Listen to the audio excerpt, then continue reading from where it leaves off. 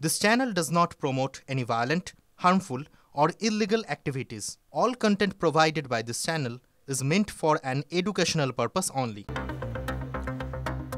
ফেরহাদ হাকিম হুমায়ুন কবিরের মন্তব্যকে তীব্র আক্রমণ করলেও হুমায়ুনের পাশে আছেন আরেক হুমায়ুন। ভরতপুরের বিধায়ক হুমায়ুন কবিরকে সমর্থন ডেবরার বিধায়ক হুমায়ুন কবিরের।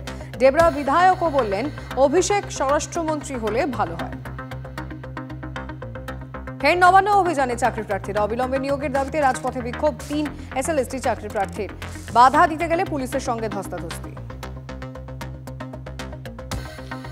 সরকারি জমি দখল নিয়ে যখন ভুরি ভুরি অভিযোগ উঠছে, তখনই আসানসোলে বেআইনি নির্মাণে ৫০০ কোটি টাকার জরিমানা করল আসানসোল পুর নিগম। রানীগঞ্জ ও জামুরিয়ায় বৈধ প্ল্যান ছাড়াই তৈরি হয়েছে ১১টি কারখানা।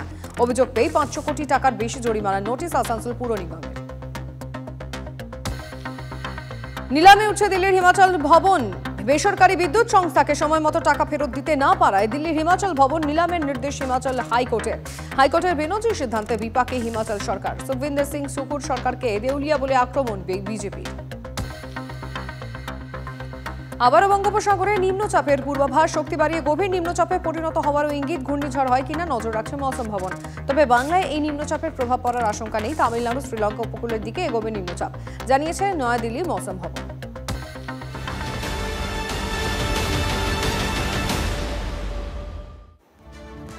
সমস্ত গুরুত্বপূর্ণ খবরের দিকে নজর রাখছি। টিভি9 বাংলায় লিমা রয়েছে আপনাদের সঙ্গে। কসবা কাণ্ডে ব্যবহৃত স্কুটার উদ্ধার করল পুলিশ। বন্ডেল রোডে পরিত্যক্ত জায়গা থেকে উদ্ধার করা হয়েছে স্কুটারটি। ছবিটা আমরা আপনাদের দেখাবো। কসবা কাণ্ডে যে স্কুটার ব্যবহার করা হয়েছিল, সেই স্কুটার পুলিশ উদ্ধার করতে পেরেছে।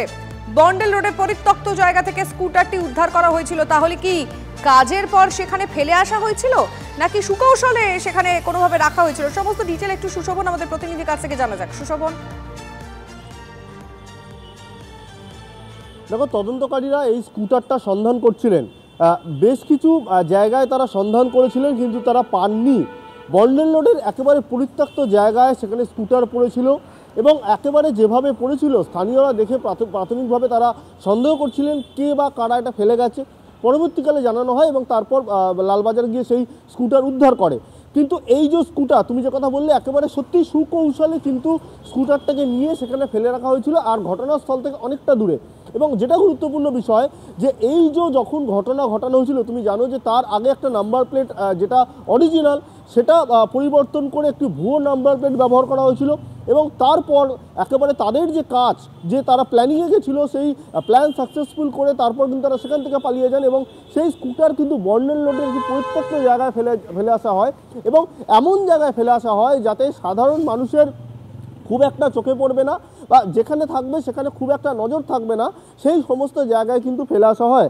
এবং স্বাভাবিকভাবেই কিন্তু যে স্কুটারটা যে জায়গায় পড়ে রয়েছে, সেই জায়গাটা কিন্তু প্রাথমিকভাবে যারা স্থানীয়রা তাদের সন্দেহ হয় এবং পরবর্তীকালে কিন্তু সেই স্কুটারটা কিন্তু যারা পুলিশ খবর পায় এবং সেখান থেকে গিয়ে কিন্তু ইতিমধ্যেই রিকভারি করেছে বা উদ্ধার করেছে। নজর থাকবে সুশোভন, ধন্যবাদ তোমায়। গুলশান কলোনির বিতর্কিত ২০০০ স্কোয়ার ফুটের গোডাউন বেআইনি, খবর পুলিশ সূত্রে। তৃণমূল কাউন্সিলর সুশান্ত ঘোষের বিরুদ্ধে গুলশান কলোনির এই জমি দখলের অভিযোগ এনেছিল ধৃত গুলজার। গুলশান কলোনিতে ওই ২০০০ স্কোয়ার ফুটের যে জায়গা, সেখানে জমি সংক্রান্ত তথ্য যাচাই করার কাজ শুরু করেছে পুলিশ। প্রাথমিকভাবে পুলিশ জানতে পেরেছে জমির একটা অংশ কৃষি জমি ছিল ও বাকি অংশ সরকারি জমি। জবরদখল করে গোডাউন তৈরি হয়েছে বলে প্রাথমিকভাবে জেনেছে পুলিশ। আদতে ওই জমির নেচার কি, ভূমি ও ভূমি সংস্কার দপ্তরের কাছে তথ্য জানতে চাওয়া হয়েছে কলকাতা পুলিশের তরফে। করেছে তো, ল্যান্ড ডিপার্টমেন্ট অলরেডি করেছে, কেস করেছে, এফআইআর করছে তো। এগুলো এখন নতুন হয়নি, এগুলো বামফ্রন্টের আমল থেকে ভরাট হয়েছে। আর এই মুহূর্তে দাঁড়িয়ে আরো একটি গুরুত্বপূর্ণ খবর আপনাদের জানাই। গুলশানের বিতর্কিত বিল্ডিং এবং এলাকার বিভিন্ন সরকারি জমি জবরদখলের যে অভিযোগ এসেছিল, সেই অভিযোগ খতিয়ে দেখতে এলাকায় বিএলআরও টিম পৌঁছেছে। আর সুপ্রিয় আমাদের প্রতিনিধি সেখান থেকে রয়েছে। সুপ্রিয়, এই মুহূর্তে কি চলছে?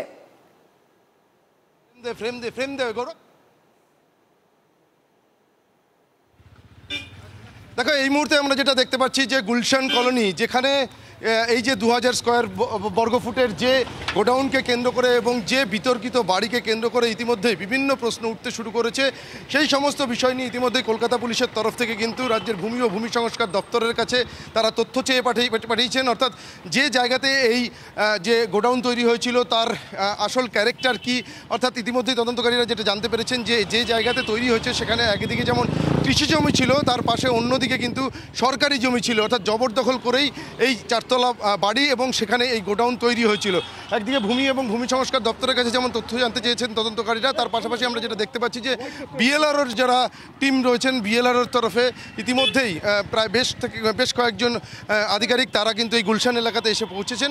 একদিকে যেমন এই বিতর্কিত বাড়ি অর্থাৎ 4 তলা বাড়িটি এবং এই গোডাউন তার কি অবস্থান, ভৌগোলিক অবস্থান রয়েছে, সেই সমস্ত বিষয়গুলো তাদের কাছে থাকা যে ম্যাপ রয়েছে সেই ম্যাপের সঙ্গে তারা মিলিয়ে দেখছেন।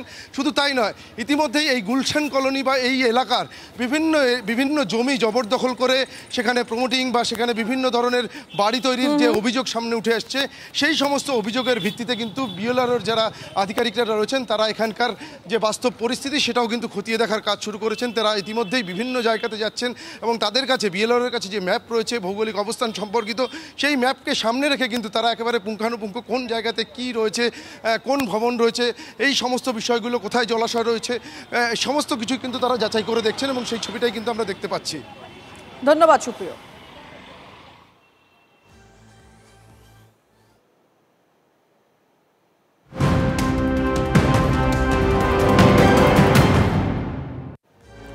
সঞ্জয়কে আদালতে তোলার সময় আজও অতি সতর্ক পুলিশ। কালো কাচের গাড়িতে করে জেল থেকে কোর্টে আনা হয় অভিযুক্তকে।